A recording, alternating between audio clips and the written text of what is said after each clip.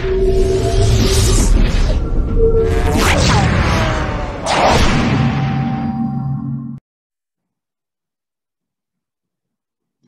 kita akan belajar tentang kelompok proses manajemen proyek, atau kalau bahasa Inggrisnya kita sebut Project Management Process Groups. Apa saja sih kelompok prosesnya? Ada 5 kelompok ya. Yang pertama itu initiating atau memulai, yang kedua itu planning atau merencanakan, yang ketiga executing atau melaksanakan, yang keempat monitoring dan controlling atau memantau dan mengendalikan, yang terakhir adalah closing atau menutup proyek. Ya. Setiap dari kelompok proses ini dengan memenuhi kebutuhan proyek individu meningkatkan peluang keberhasilan dalam mengelola proyek. Kita kalau membahas tentang proyek, kita tahu bahwa proyek itu adalah satu rangkaian aktivitas untuk mencapai tujuan tertentu. Biasanya juga bukan yang rutin, ya, dan seringkali melibatkan dana yang begitu besar. Jadi kita ingin proyek itu bisa berhasil. Kelompok proses tentunya punya fungsi supaya kita jangan gagal, ya. Dan oleh karena itu adalah penting untuk kita memahami setiap kegiatan apa sih sebetulnya yang dikerjakan dalam langkah-langkah ini. Proses itu sendiri di dalam karena kita tadi bahas tentang kelompok proses ya. Nah, kalau proses itu apa? Saya yakin sudah belajar juga di dalam mata kuliah proses bisnis. Proses adalah rangkaian tindakan yang ditujukan untuk mencapai tujuan tertentu. Biasanya ada inputnya, ada tindakannya, ada outputnya, ya seperti itu. Nah, kalau di dalam project management ini project management process group itu berawal dari aktivitas yang memulai tadi initiating, ke perencanaan, kemudian ke pelaksanaan, lalu ke pemantauan dan pengendalian, dan akhirnya ke penutupan. Bahkan proyek pun harus benar-benar ditutup ya. Jadi kita jangan sampai kebingungan, ini udah beres belum gitu ya. Kalau kayak gitu agak kacau tuh ya sebetulnya. Kita lihat yang pertama, untuk initiating itu sama seperti kita membuat satu persiapan gitu ya, memulai sesuatu. Ya, kalau kalian nanti mau menikah, pasti kalian akan melakukan suatu persiapan, gitu ya. Mungkin berpikir-pikir dulu, aduh saya siapa nih calon saya, gitu ya. Mungkin kalau belum sampai sana, tapi kalau sudah tahu calonnya berarti kira-kira saya mau kapan ya menikahnya, gitu ya. Nah, seperti itu adalah satu yang betul-betul kita definisikan dulu. Nah, jadi si proses initiating ini biasanya kita akan define the process ya. Kita akan pastikan, oke, berarti kita mau ngerjain proyek ini, proyeknya seperti apa, spesifikasinya seperti apa, dan biasanya ya bahkan si proses initiating ini bisa saja terjadi bukan hanya di awal si keseluruhan proyek, tapi juga bisa di setiap fase proyek. Ya. Sebagai contoh, kita misalnya sampai ke proses yang namanya tadi, closing atau penutupan. Bahkan proses penutupan pun ada initiating-nya. Karena kita harus memeriksa apakah seluruh tim sudah betul-betul menyelesaikan pekerjaan. Apakah dokumentasinya sudah ada semua. Dan juga apakah konsumen sudah setuju dengan hasil pekerjaan proyek. Kalau itu belum selesai, maksudnya sudah dicek-cek belum ada, ini kan baru initiate ya, berarti kita sebenarnya nggak bisa nge-close. Gitu. Tapi kalau kita sudah cek, ternyata bisa close, berarti fase penutupan itu bisa dilakukan. Tentunya kalau di awal proyek keseluruhan sih udah pasti kita melakukan ini ya, tapi kalau kita sadari sebenarnya setiap daya langkah, bahkan misalnya eksekusi gitu ya, eksekusi juga sama kan, kita harus cek resource kita sudah ada belum. Apakah orang-orang personalnya sudah tahu yang mengerjakan, dan seterusnya. Yang kedua adalah planning atau merencanakan. Nah, ini adalah proses membuat dan mempertahankan skema kerja untuk meyakinkan bahwa proyek sudah memenuhi kebutuhan organisasi. Nah, proyek itu bisa banyak sekali loh perencanaannya, ya. Tapi setidaknya ada 4 yang utama ini yang harus kita buat. Antara lain rencana pengelolaan cakupan, rencana pengelolaan jadwal, rencana pengelolaan biaya, dan rencana pengelolaan pembelian.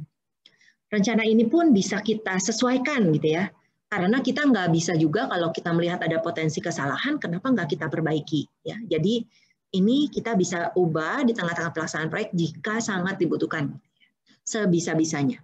Oke. Proses ketiga, kelompok proses ketiga adalah executing, ya, executing. Executing adalah mengkoordinir orang-orang dan sumber daya lain untuk melaksanakan berbagai rencana, membuat produk, jasa, atau memberikan hasil dari sebuah proyek atau fase proyek. Ya, contohnya misalnya mengarahkan dan mengelola pekerjaan proyek, mengelola pengetahuan proyek, mendapatkan sumber daya, dan melaksanakan pembelian. Jadi kalau ngomong eksekusi itu berarti kita memang benar-benar mengerjakannya. Tapi bahkan ya, seperti yang tadi saya sudah sebutkan, sebelum kita mengerjakan kita pastikan ada nggak sih orangnya, ada nggak sumber dayanya. Kalau udah oke, berarti yuk kita run sekarang, kita run this project, kita kerjakan. Setiap elemen kita buat, ya kita eksekusi sesuai dengan rencana di langkah yang sebelumnya. Kalau kita sudah beres eksekusi, atau sedang dalam masa eksekusi sebetulnya tepatnya ya, yang pasti kita harus melakukan kelompok proses berikutnya, yaitu monitoring, controlling, atau yang kita sebut memantau atau mengendalikan.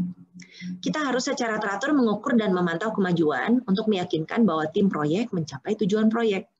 Dan manajer proyek dan staf akan terus memantau dan mengukur perkembangan rencana terhadap perkembangan yang terjadi aktual, ya, aktual yang benar-benar terjadi terhadap plan yang kita sudah buat sebelumnya. Dan kita coba perbaiki kalau dibutuhkan. Nah, proses yang sedang terjadi biasanya kalau untuk monitoring dan controlling itu setiap stakeholders bisa mengidentifikasi perubahan yang mungkin dibutuhkan setelah kita melihat kinerja dari proyek aktual saat ini. Nah, jadi kalau kita nanti teman-teman bisa lihat bahwa kalau waktu kita mengerjakan SAP latihan, kita pasti depannya bikin spesifikasi proyek dulu.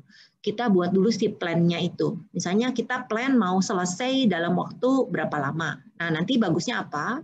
SAP juga sama seperti proyek, maksudnya aplikasi manajemen proyek yang lain juga, kita bisa memonitor bagaimana pencapaian kita terhadap rencana kita. Langkah terakhir, kelompok proses terakhir adalah closing atau menutup. Ya, closing atau menutup apa yang terjadi di dalamnya. Kalau kita sudah beres eksekusi, kita sudah cek semuanya, berarti kita akan serah terima proyek itu kepada klien kita.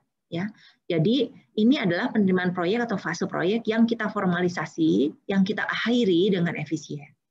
Biasanya kalau di akhir ini akan banyak proses administratif. Ya, seperti misalnya mengarsipkan file proyek, mendokumentasikan pembelajaran, menerima hasil-hasil proyek secara formal. Dan semua ini kita harus serahkan kepada klien kita. Dan klien kita biasanya juga akan menandatangani, oke, proyek sudah selesai. Karena biasanya di akhir itu terus kita ngapain? Terima pembayaran dari mereka. Ya, itu kalau kita mengerjakan proyek buat orang lain ya. Tapi kalau misalnya kita berada dalam satu perusahaan, itu adalah proyek internal, berarti kita tahu bahwa oke, kalau itu sudah beres, berarti kita sudah bisa close project itu, lalu kita mungkin bisa mengerjakan yang lain, atau siapa tahu di dalam perusahaan pun kita dapat insentif khusus untuk penyelesaian proyek tersebut. Ya, dan biasanya kita lakukan formal supaya enggak bolak-balik lagi kayak mulai dari awal gitu ya. Itu pusing ya, proyek bisa nggak berakhir-berakhir. Apalagi untuk konteks IT ya. Terus terang kalau IT itu yang paling berat menurut pengalaman saya adalah si spesifikasinya juga sering banget berubah, dan akhirnya kita sampai tidak tahu ya kapan proyek itu selesai. Terus terang saya menjadi bingung ya. Jadi kayak sekarang pun sebetulnya seperti proyek yang saya sedang alami gitu ya. Kebetulan saya sih kliennya ya, saya adalah si kliennya. Saya akhirnya sampai saya sendiri agak bingung ya, ini close-nya di mana gitu. Sebetulnya kita nggak pernah closing. Ini jadi kayak proyek udah beres, terus tapi jalan terus. Jadi maintenance kan terus dilakukan. Tapi si project besarnya sendiri itu kayak kadang-kadang aku bingung udah sampai mana gitu ya. Jadi tapi it's okay sih, so far sih jalan. Tapi sebetulnya itu kurang baik ya. Karena harusnya kita secara resmi formal sudah serah terima nih. Ini beres gitu ya. Ini beres, jadi berarti kita sekarang udah bisa terima pembayaran sampai lunas dan selesai. Ada fakta menarik ya, ternyata dari 5 tahapan proses tersebut ya, ada perbedaan antara manajer proyek yang alfa ya, yang kuat, itu dibandingkan dengan yang biasa-biasa saja. Ya, ternyata manajer proyek yang alfa itu menghabiskan waktu perencanaan itu jauh lebih banyak daripada kebanyakan manajer proyek yang lain. Dari grafik ini kalian bisa lihat, kalau manajer proyek yang alfa itu biasanya sampai 21% dari waktu mereka dedikasikan untuk membuat perencanaan. ya. Dan ternyata efeknya adalah karena dia menghabiskan waktu banyak dalam perencanaan, dalam eksekusinya itu bisa menghemat ya sampai 69%. Saya cukup yakin ini terjadi juga karena sudah dipersiapkan matang-matang, tidak akan banyak perubahan spek ya. Nah, survei ini itu dilakukan oleh Andy Crow dalam bukunya yang laporannya itu Alpha Project Managers, What the Top 2% Know That Everyone Else Does Not. Ya, ini bukunya cukup menarik ya. Saya sendiri baru baca bagian yang di sininya, tapi saya mau baca keseluruhan kayaknya karena saya pikir ini adalah fenomena yang menarik. Kita selalu bisa belajar kepada mereka yang sudah berhasil. Ya, oke. Selanjutnya kita bisa lihat ya sebetulnya per kelompok proses tersebut itu kita bisa ada pembagiannya di sini. Ini adalah area pengetahuan. Di sini adalah proses yang initiating-nya apa, ini proses planning-nya apa, ini executing prosesnya apa, ini controlling, monitoring and controlling prosesnya apa, dan terakhir ini closing-nya apa. Ya, kita iseng lihat yang pertama ya. Kalau kita membahas tentang project integration management, kita lihat bahwa initiating process group-nya adalah kita membuat project charter. Ya. Project charter. Setelah kita membuat project charter, baru kita masuk ke dalam planning, yaitu mengembangkan project management plan. Lalu dalam eksekusinya berarti ada direct mengarahkan dan mengelola project work ya atau pekerjaan proyek, lalu mengelola pengetahuan proyek. Dalam monitoring dan controlling ini monitor dan control project work, kemudian perform integrated change control kalau ada perlu kebutuhan perubahan, dan di sini close project atau phase. Nah, ini adalah satu pendetailan yang kita bisa, yang merupakan standar dari PMBOK. Ya. Jadi ini biasanya berlaku umum kepada kita semua, tinggal tergantung apa yang kita lakukan. Nah, kita bisa lihat di sini kalau project scope management atau pengelolaan dari cakupan proyek, ini dokumen yang dibutuhkannya itu biasanya ada planning ya, kemudian requirement-nya di-collect, kemudian scope-nya apa buat WBS. Ini nggak ada eksekusi karena ini kan planning sebetulnya. Jadi paling di sini untuk monitoring dan controlling-nya kita adakan validasi. Untuk schedule atau waktu, ini juga sama, kita planning-nya aja. Kalau untuk di sini nggak ada, tapi dan eksekusinya nggak ada karena kan baru planning ya, bikin schedule. Ya, jadi di sini bikin schedule, kita definisikan aktivitasnya, ada urutan aktivitasnya, ada estimasi berapa durasi, ada pengembangan dari schedule, lalu di sini kita ada pengendalian. Ya, untuk biaya juga sama, ya, dan seterusnya. Paling kita lihat yang terakhir nih, untuk project stakeholder management. Ya, ini nggak usah untuk dihafalkan, kalian bisa selalu lihat ya. Jadi jangan khawatir. Ini kalau terus terang saya sendiri kesulitan kalau disuruh menghafal tabel ya. Jadi saya biasanya agak tabel mah nggak usah dihafalin, kita lihat saja ya, kita lihat saja. Tapi yang penting kalian memahami itu maksudnya apa. Jadi kalau di sini ini saya ambil yang terakhir ya karena ini lengkap nih ya, sama seperti yang awal ya. Lengkap di sini adalah pengelolaan project stakeholders atau para pemangku kepentingan ya, stakeholders. Apa yang kita lihat di sini inisiatifnya, identifikasi dari stakeholdernya siapa, lalu untuk perencanaannya bagaimana melibatkan para stakeholder, kemudian untuk eksekusinya kita mengelola keterlibatan dari stakeholder, kemudian di sini monitoringnya itu kita monitor engagement ya, ini ada closingnya ya. Oke, jadi seperti itu kita lihat, tidak usah dihafalkan, tapi kalian nanti bisa memikirkan, oh ya ternyata kalau yang untuk risiko misalnya kita pasti harus ngeplannya, kan risiko kan namanya sesuatu yang tidak kita ketahui juga. Lalu dalam eksekusi kita akan merespon terhadap risiko tersebut. Untuk monitoring kita bisa memonitor risknya yang mana yang terjadi dan mana yang tidak. Oke ya. Nah jadi saya pengen ambil satu contoh populer ya. Kebetulan saya lagi nonton TV seri Money Heist ya. Money Heist. Mungkin kalian juga ada yang nonton ya. Menurut saya yang menarik dari film itu adalah si perampokan yang dilakukan itu semua sudah memperhitungkan risiko. Ya, sampai ke detail-detailnya ya. Dan saya sangat kagum dalam arti ya namanya juga film lah ya. Tapi kagum dalam arti bagaimana mereka sudah prepare atas semua risiko tersebut lalu mereka merespon sebagaimana rencana ya, walaupun agak kacau sih ya, nggak semua sesuai rencana, tapi saya pikir basically it's just like us gitu ya. Itu mah proyeknya memang perampokan ya, tidak baik ya. Tapi kayak kita ya mirip-mirip aja kalau kita perhatikan, planningnya udah panjang, semua risiko diakses, kira-kira ya walaupun kita nggak diomongin biayanya seperti apa ya, tapi pada saat eksekusi kita kan memonitor bagaimana perkembangan selanjutnya. Keren ya. Saya pikir itu contoh yang bagus juga buat project management dalam konteks film populer ya. Silakan kalau kalian iseng-iseng ada waktu bisa nonton film itu. Oke, nah sekarang ya dalam pengelolaan kelompok proses manajemen proyek itu sebenarnya banyak metode ya, banyak metode. Jadi saya tadi kan infokan kepada kalian yang 5 langkah itu: initiating, planning, executing, monitoring and controlling, sama closing. Tapi kita itu sebetulnya nggak harus mutlak pakai si 5 ini. Kalian boleh pakai metode lain. Nah, ada beberapa metode lain yang kalian bisa gunakan. Yang pertama adalah metode PRINCE 2 ini. Ya, metode PRINCE ini apa? Ini sebetulnya PRINCE II gitu ya. PRINCE II karena ini singkatan dari Project in Controlled Environment gitu ya. Jadi ini waktu itu diciptakan di United Kingdom dan tetap masih sangat populer. Langkahnya agak berbeda sedikit, kalian perhatikan ya dengan yang 5 tadi. Ya, tapi kalau kita bisa pikirkan lagi sebenarnya mirip-mirip aja, cuman pengelompokannya beda ya.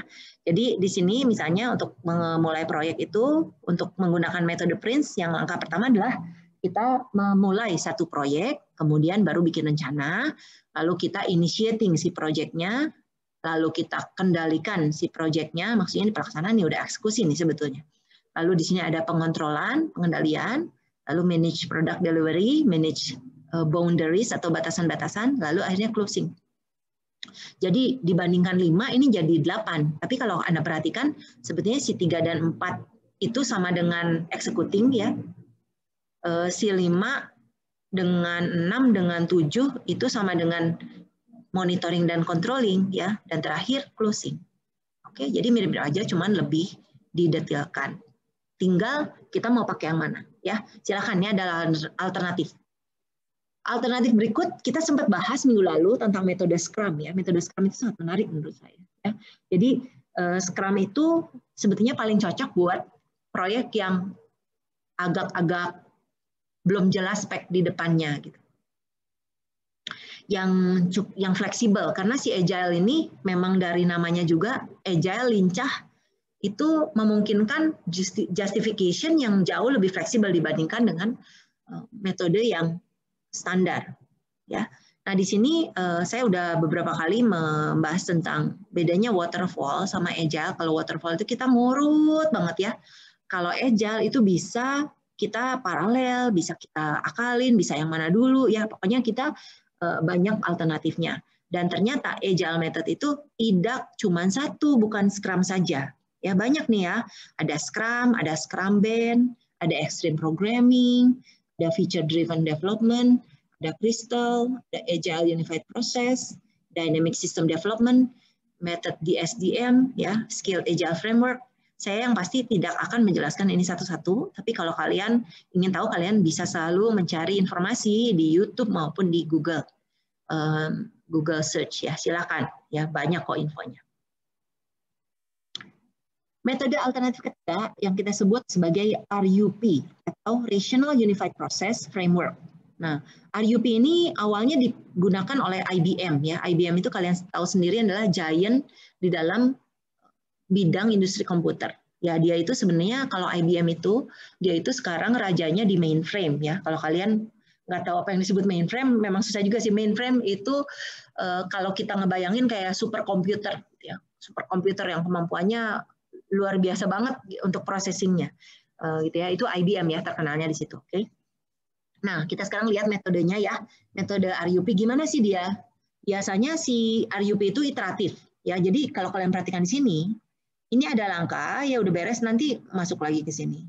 Naik lagi bolak-balik ya. Jadi kalian bisa lihat BM adalah business modeling, R itu requirement berarti menentukan kebutuhannya apa, AD itu analysis dan design, I implementation, T test, dan D deployment. Jadi ini kayak di waktu inception kita jalanin si langkah ini dari modeling, requirement, analysis, implementation, test, deployment, lalu balik lagi pas masuk ke elaboration, balik lagi ke atas lagi, modeling lagi. Beres, balik lagi modeling lagi. Beres, terus ya. Jadi ini terjadi terus-menerus. Ini adalah proses yang diterapkan oleh IBM. Karena apa? Dia bilang bahwa ini adalah fokus pada produktivitas tim dan memungkinkan semua anggota tim untuk mewujudkan praktik terbaik supaya softwarenya itu sempurna. Ya, jadi di sini menarik sekali menurut saya.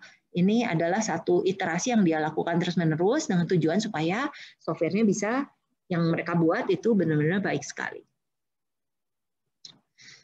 Selanjutnya kita kenal dengan yang namanya Six Sigma metodologi ya. Nah, Six Sigma ini sebetulnya awalnya dulu muncul awalnya dari statistik ya. Kalau kalian ngerti Sigma, Sigma itu adalah angka yang menunjukkan tentang standar dari kualitas ya. Nah, ada dua metode yang kita pakai biasanya kalau untuk Six Sigma itu DMAIC dan DMADV. Ini ada singkatannya ya. Define, Measure, Analyze, Improve, and Control itu DMAIC ya. Ini biasanya fungsinya untuk meningkatkan proses bisnis yang ada. Terus ada satu lagi DMADV, ini Define, Measure, Analyze, Design, and Verify ya. Jadi perbedaannya cuma di belakang ini nih, Improve and Control, ini Design and Verify. Nah, ini biasanya untuk menciptakan produk baru atau proses mendesain untuk mendapatkan kinerja yang diprediksi atau tanpa cacat. Nah, secara gambarannya tadi yang disebut dengan prinsip statistik, Six Sigma itu sebetulnya ini berasal dari kurva normal ya. Kalian kalau sudah belajar statistik, kalian akan tahu adanya kurva normal. Nah, biasanya Six Sigma itu banyak dipakai untuk produksi dan kita ada setting lower control limit sama upper control limit. Jadi kita sebut di sini nih lower specification, upper specification. Dan kalau kita tarik garis sebanyak 6 sigma ya, 6 sigma itu berarti cuman boleh ada kesalahan 3,4 saja, 3,4 unit saja per 1 juta. Kecil sekali kan itu? Betul, kecil sekali. Berarti hampir tidak ada kecacatan. Nah, saya mau kasih ilustrasinya begini untuk yang ini. Anggap aja kalian adalah pabrik minuman air dalam kemasan, ya kayak Aqua gitu ya. Nah, kalian jalanin tuh kan si mesin run gitu kan. Nah, untuk QC karena kan selalu ya biasanya kalau mesin itu nanti ada masalah keakuratan ya. Biasanya harus ditera dulu tuh kalau kita sistemnya istilahnya harus ditera. Nah, jadi untuk mengecek kualitas dari produksi tersebut, kita ngapain? Kita ambil sampel. Anggap aja kita ambil sampel 100 botol secara random dari waktu yang berbeda-beda lalu kita ukur. Apakah betul dia 600 mili gitu ya kalau kita ngisi botol yang 600. Diukurlah. Oh, ternyata yang botol ini 620 malah kelebihan. Yang ini 580, yang ini 550, yang ini dan seterusnya. Semua dicek, lalu kalau kita buat grafik, itu kita berharap tidak keluar dari si Six Sigma ini. Ya. Dan kita biasanya punya ketentuan. Kalau kita maunya rata-ratanya 600, tadi botol AMDK 600 mili. Nah, kita boleh toleransi berapa? Kita cuma mau toleransi 580 sama 620 gitu ya, misalnya 20 kurang atau 20 lebih gitu ya. Kalau ternyata ada yang keluar dari si 500, jadi kurang dari 580 itu dianggap defect. Kalau lebih dari 620 dianggap defect. Nah, kita maunya yang defect itu tidak boleh lebih dari 3,4 unit per 1 juta. Ya, mudah-mudahan kebayang ya. Jadi kalau kalian mikirin seperti itu. Nah, kalau kita pakai metode Six Sigma, berarti kita berharap dalam melaksanakan manajemen proyek, kita tidak melakukan kesalahan lebih banyak dari Six Sigma. Intinya segitu aja. Hampir zero gitu ya. Bisa dibilang hampir zero mistake.